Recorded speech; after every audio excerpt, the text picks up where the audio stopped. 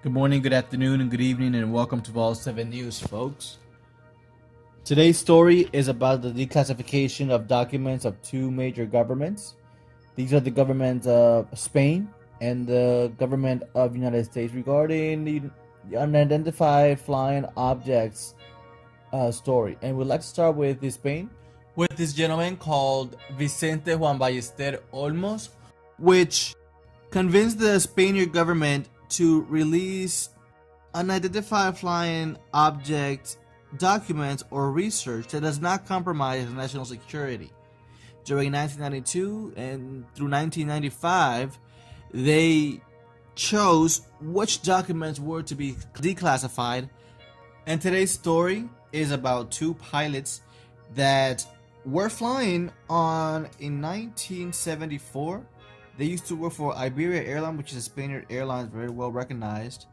And I'm bringing it up because we normally do not hear information or stories about pilots because of the fear of being intimidated somehow or retaliated against them. And basically in this story, they're trying to report with this gentleman called Vicente Juan Ballester Olmos, which convinced the Spaniard flew away or hover away when they tried to identify it. And in the first one that I'm showing you is about the captain of the flight. And number 6, he says that he is currently employed as with this gentleman called Vicente Juan Ballester Olmos, Air Force. Service in years or experience, 11 years on airlines, 9,000 hours of flight, in which 2,500 are on DC-9 and 2,500 on Sabre. Were you wearing glasses or any kind of vision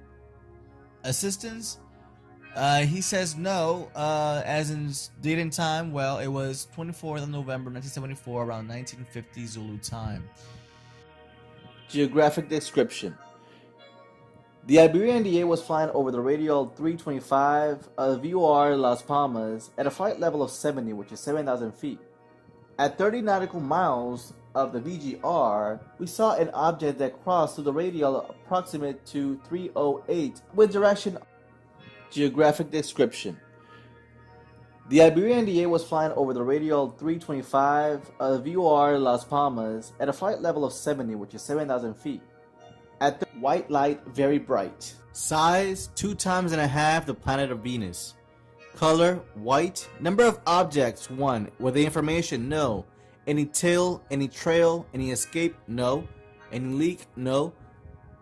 Any sound, no. Other details of interest. It remained in a position which appeared to be still at 3 o'clock of our position for more than a minute. Trajectory description. Angle of elevation. When it was size, 2 times and a half the planet of Venus. Color, so at 8,000 feet. Angle of disappearance. trajectory descending from flight level 80 to 60. Flight path. Straight. When and how did it disappear? When the Iberian NDA made a right turn to approach the object. Duration of the observation. About 3 minutes. Size. No. Size. Yes. Size, 2 times and a half the planet of Venus. Was the observer in movement? Yes. Size. No. Size. Size. Glasses. Size, 2 times and a half the planet of Venus. Color. On a trip from TCI to LPA with an exit on Alpha 1 at the radial of 2325 of the VOR of Las Palmas, at the distance about 35 miles, I observed a light very powerful. One that from my position it looked like a star, just never seen by myself with that brightness. At the moment, we saw how the light was moving towards the aircraft in TCI direction, which is why we thought that it was a controlled aircraft with every nature and protocol we call control cannery, and let them know that we had aircraft on site heading towards TCI at a flight level of 60, which is 6,000 feet. Control canneries responded there was no such object, therefore I requested my identification in the radar, placing my transponder at A00 00 normal. Radar confirmed my position and not to have contact with any other aircraft. I was surprised because I could not understand why control tower could not see the aircraft. We decided to make a turn to try to identify the object, but the object began flying away. With the brightness of a beacon of an anti-collision system, the light basically was too bright. Never he has seen the brightness of. And folks, in this time we're gonna go ahead and head up to the co-pilot's interview, and pretty much most of the information remains the same because they had similar observations. However, in the experience, the co-pilot had also been in the Air Force, but he's been in the company for 5 years, 5,600 hours of flight time. He was not wearing glasses. He was not wearing any kind of assistive device to see. The date remains the same. The weather remains the same. The description of the object remains the same as well. And no bright light, one object, no formation, no trail. Other details of interest. It remained in a position which appeared to be still at 3 o'clock of our position for more than a minute. Trajectory description. Angle of elevation when it was seen. It was higher than the Iberia 98 at about flight level 80. So at 8,000 feet. Angle of disappearance. Trajectory descending from flight level 80 to 60. Flight path. Straight. When and how did it disappear? When the Iberia 98 made a right turn to approach the object. Duration of the observation. About 3 minutes. Were you on the ground? No. Were you on flight? Size 2.5 times the planet of Venus. Was the observer in movement? Yes. No. Naked eye? Yes. Size 2.5 times the planet of Venus. Color white. Maintaining the flight level of 70 and 25 miles nautical miles approximately from the VOR of Las Palmas, we see a bright white yellowish light that seemed to be traffic because its approach speed was normal. But once it reached our 3 o'clock position, the cruising speed slowed down in a no logic way. We called control tower to see if they had some traffic at flight level 60, which is 6,000 feet. They responded that they could not see us or the object that we were referring to. The weather conditions were the most classic, with small layers of stratus. When the light was at our 3 o'clock of our position, I forced my view to check if it was a marine ship, but the light was obviously over the clouds. At that moment, we initiated a slight turn to the right, which is when the object started to fly away in direction of. So basically, folks, here we have a different story. This one, he's saying that he understands the control tower. Neither could see the object, neither could see their own aircraft.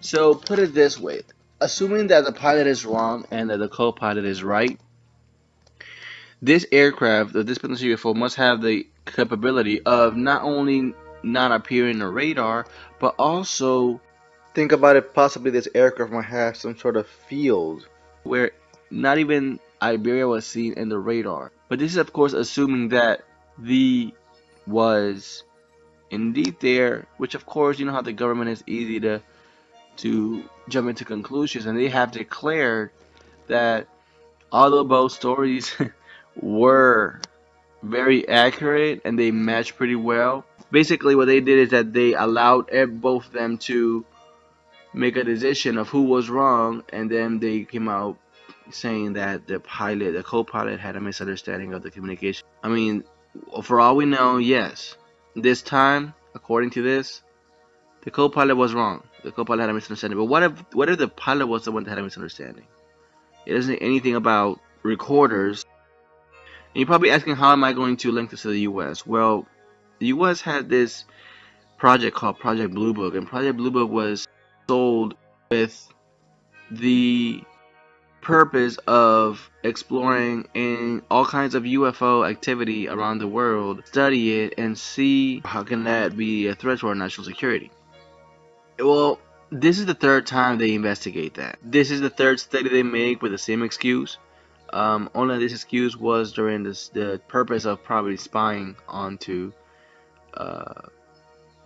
Soviet Union and China. But this was back in 1952, which coincidentally in 1952, it was a very active year of UFOs. In 1952, we know what's called the Washington invasion, which is basically number one, coincidentally in the same year as the program was. This is the third study they make with the same, basically two specific, the two last weekends of July, where a lot of UFOs were reported. One of them was actually a tower control report. This is the third study they make with the same excuse. There were 7 aircraft on radar in an area that there was no flight path and no aircraft was supposed to be. They sent military fighter jets, but by the time they got there, they couldn't find anything. Whatever object was there, it was gone. So this is the third study they make with the same excuse. Only this excuse was during the you have to connect the dots, and you will see that a lot of these make sense. A lot of these people have described these objects in 3 different ways: triangle shape, cigar shape, and circle. This is the third study they make with the same excuse as a dish. Oh, circle could just be bright light, and it has been reported. What I'm trying to say is basically is in 1952, a lot of these objects were spotted. They were red, they were oval, they were coincidentally when the Project Blue Book had initiated. So, is this really extraterrestrial life? Is this part of a US project, drone project they were working on in the 1970s? The truth is, we will never know. All we can do is just sit back and make our own conclusion. I present you the evidence, folks. I present you anything that I can get. You will have your own conclusion, folks. Well, that's it. That's all we got for today, folks. We thank you for tuning in. Thank you for the love you guys have given. Well, that's it. That's all we got for today, folks. We thank you for tuning in. Thank you for the love you guys have been giving me. It has been a pleasure today. Thank you again for tuning in Ball 7 News, and we'll see you on our future segment.